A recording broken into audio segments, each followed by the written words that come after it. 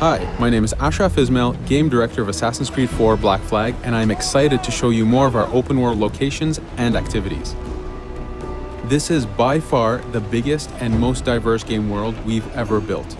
Over 50 major locations and more than 75 uncharted islands. In this demo, we will be jumping around to different parts of the Caribbean world and showing off some of this diversity. Here we are on Andreas Island, a coconut island with a pirate village. Up ahead, we have a tavern. Taverns are places where you can hire crew, pay for secret information about valuable convoys, you can play mini-games, and of course, you can have a drink.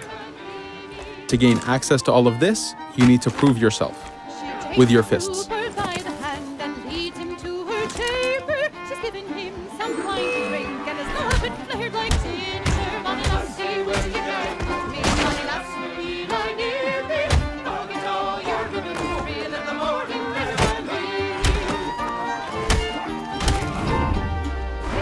Now that the fight is over, you have access to the tavern and its services. This being a tavern, there's always plenty of rum to be drank, but drinking too much will have some fun surprises for you.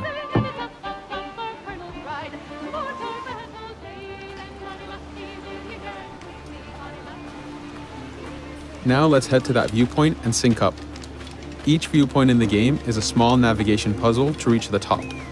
Synchronizing unfogs the map, showing you nearby collectibles and activities, and it also becomes a fast travel point so that you can quickly get back here. The world is massive. We needed to make it comfortable and easy for you to get to where you want.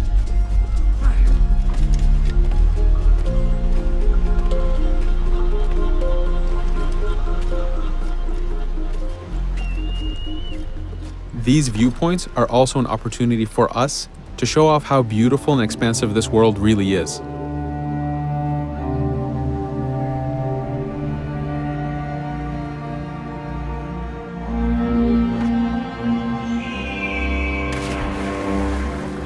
Now we're heading to another important location, underwater shipwrecks. We are now able to access these locations because we recently purchased a diving bell. These are real 18th century devices that pirates and sailors used to access the underwater. Underwater is how the golden age of piracy started. Through an incredible hurricane, tons and tons of Spanish gold was lost at the bottom of the seabed. This attracted poor, jobless sailors and pirates to dive down and grab this treasure. It was important for us to include the underwater as a new environment because it was so important to the history of piracy. The underwater is full of unknown dangers and predators.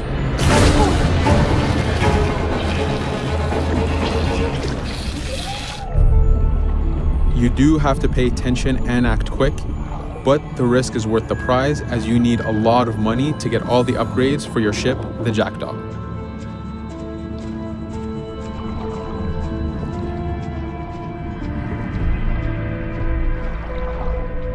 Stealth is very important even in the underwater. Here we can use the seaweed and plant life to keep yourself hidden from sharks and other dangers.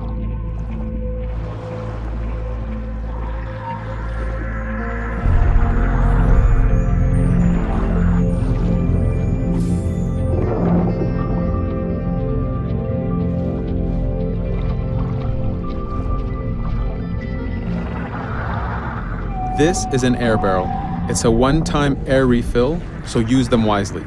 Of course, you can always go back to the diving bell to refill.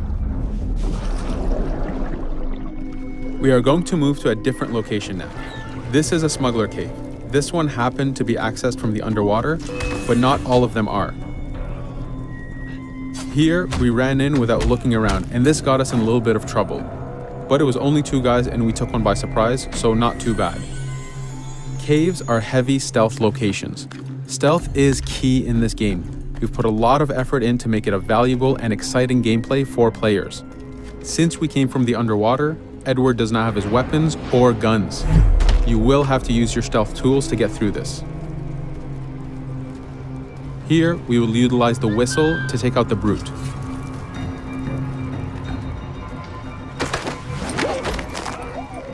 Anytime an enemy is taken out, they will drop their weapon for you to use.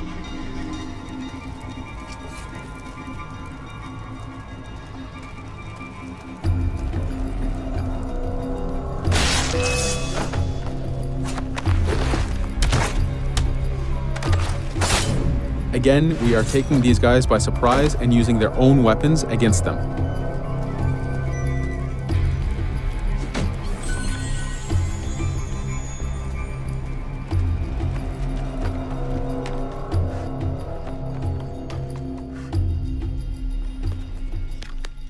Using just your fists keeps things quiet. This allows you to take advantage over the second guard.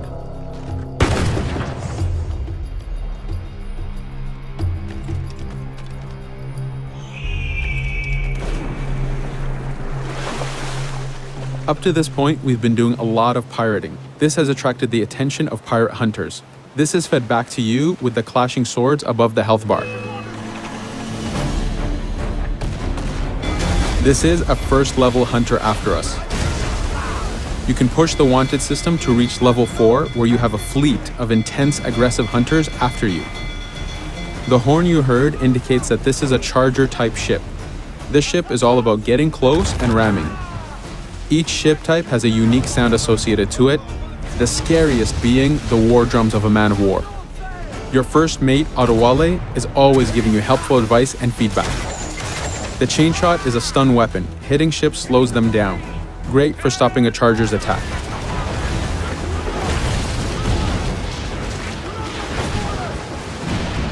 As the masts come down, we can start a boarding. We need to take out 10 crew members to win the boarding. Of course, we can do it any way we want. In this case, since this is a smaller ship, the swivel gun is very efficient.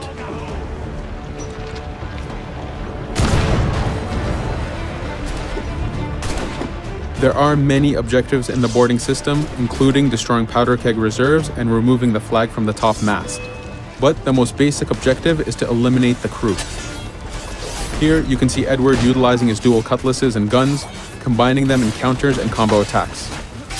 You do have a max of 4 shots before reloading, so make them count.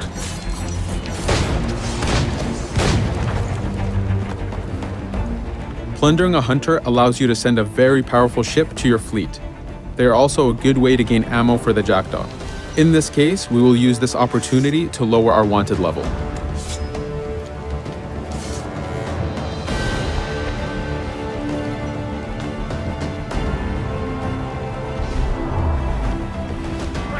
A very important new activity in Black Flag is harpooning.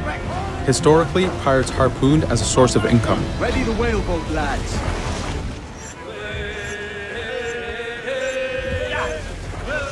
Harpooning is a part of upgrading Edward and his gear. There are many different types of creatures to harpoon, and they are all needed to get every single upgrade.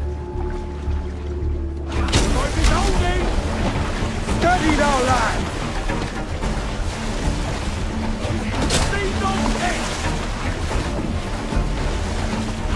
Success!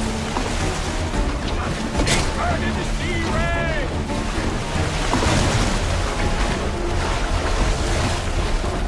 It's weakening! The blast has torn the rope! Stay sharp, lads. This is one of the smaller harpooning targets. Just imagine taking on a great white shark or a blue whale.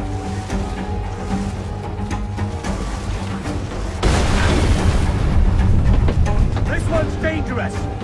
The harpooning activity itself has upgrades, and you will need them to take on the bigger targets. You can upgrade the health of the rowboat, the number of harpoons you carry, and the damage of the harpoons themselves.